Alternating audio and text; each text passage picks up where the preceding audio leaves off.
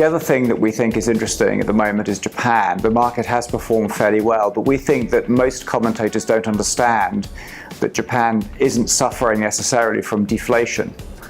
On a per capita basis, that is, on a per head of population basis, the Japanese economy has been performing quite well.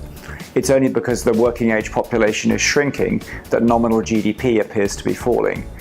Japanese companies are actually quite profitable, and Japanese companies only pay a fraction of the headline tax rate anyway to the government, because Japanese companies are distorted downwards by very, very generous capital depreciation allowances.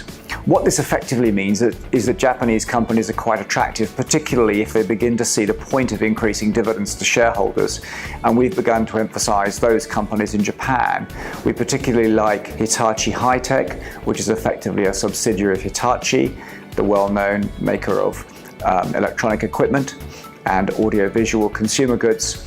And we also favor Japan Airlines, which despite its performance is still seeing massive increased tourism from China and elsewhere into Japan as the Japanese work out the need to rapidly diversify their economy from being reliant upon the exporting of stuff.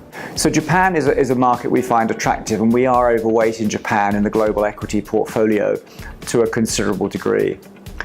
The market that does look to be troubled to us at the moment is the USA. It's quite expensive on historical standards.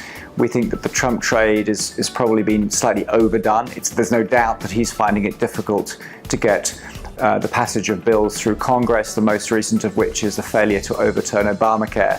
We think from here the US actually underperforms Europe and Asia, and we've begun to de-emphasize stocks in the USA, which have done very well for us, and we're beginning to reduce our holdings in the USA.